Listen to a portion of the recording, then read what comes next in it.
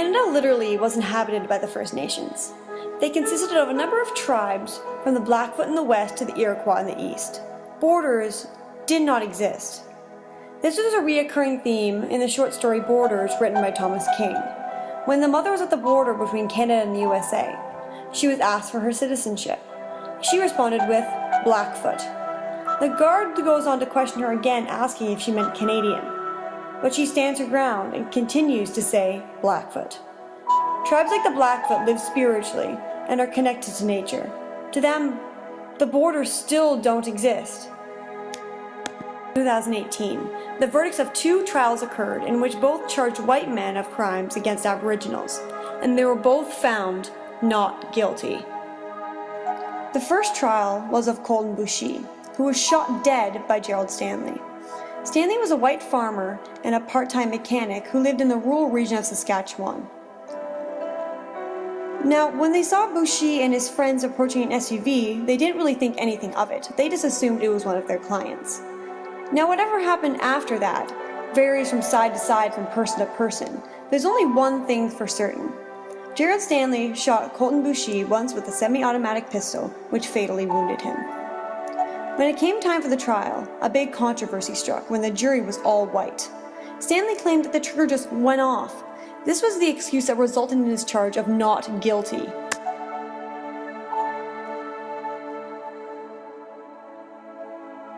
The second trial was of Tina Fontaine. In August of 2014, 15-year-old Tina Fontaine's body was pulled from the Red River, wrapped in a duvet cover and weighed down by rocks. Her body had been there relatively to 3 to 7 days.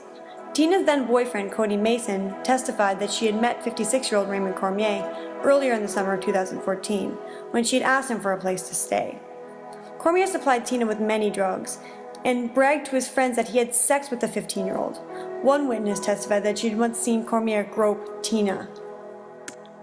The cause of Tina's death is uncertain, and there were no decisive injuries to her body, and there was no DNA evidence sufficient enough to link her to Cormier. Even though she was last seen with him arguing on the street about how she was going to turn him into the cops because he had stolen a truck, and that he had traded her bike for drugs. And they were last seen walking towards the river together. Now I'd like each of you to pause for a moment and ask yourself, what do you believe would have been the outcome of these trials should the convicted have been Aboriginal and the murdered have been Caucasian? Need I say more? Tina Fontaine is just one of the many Aboriginal women whose murder had no conviction. Though many Aboriginals approach the RCMP in search of their loved ones, all that happens is, don't anybody care about my daughter? Don't anyone care if she's alive or been slaughtered? They deserve to know so they can go on and bury her with honor. The RCMP receive these concerns almost every day. To them, it nearly becomes meaningless, and there are so many cold cases.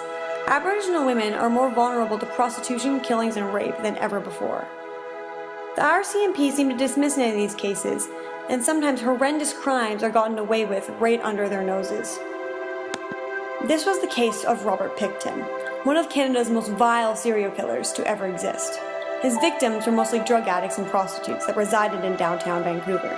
But one prevailing theme is that most of his women were of Indigenous heritage.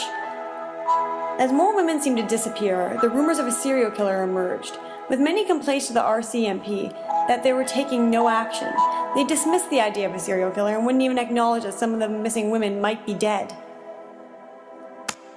Though many people came forward pointing the RCMP in the direction of Pickton, one claiming that they even seen a body hanging in a slaughterhouse, they never even took any action to even go and search the farm.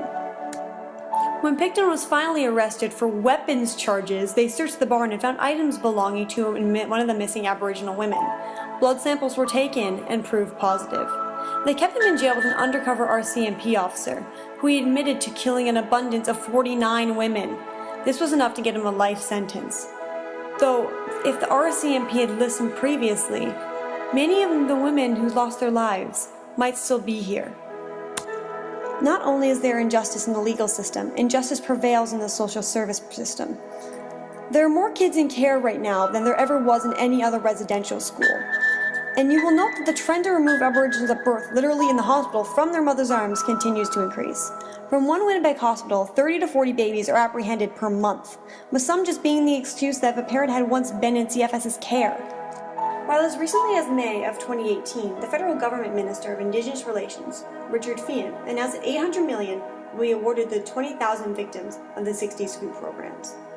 These victims, as children, were taken from their unfit parents, according to CSF, and forced to assimilate into white families.